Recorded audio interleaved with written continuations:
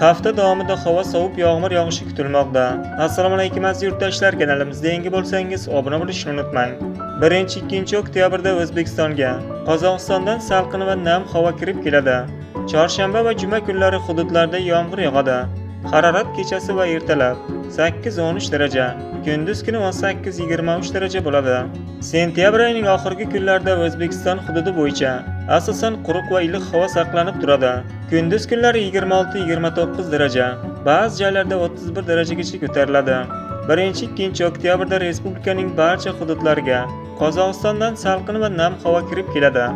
1 oktyabrda Qoraqalpog'iston Respublikasida, Navoiy, Toshkent viloyatining shimolining ba'zi joylarida yomg'ir yog'adi. 2 oktyabrda Farg'ona vodiysi viloyatlarida, shuningdek Toshkent, Samarqand, Jizzax, Sirdaryo viloyatlarida kechasi va ertalab yomg'ir yog'ishi kutilmoqda. 3 oktyabr faqat Farg'ona vodiysining ayrim joylarida yomg'ir saqlanib turadi. 1-2 oktyabr kechasi 8-10 darajagacha pasayadi. Kechasi va ertalab termometr ustunlari 8-13 darajagacha.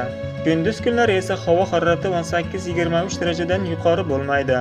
O'zbekiston bo'yicha ba'zi joylarda shamol tezligi 13-18 metr sekundgacha kuchayib, chang to'zon kuzatilishi kutilmoqda.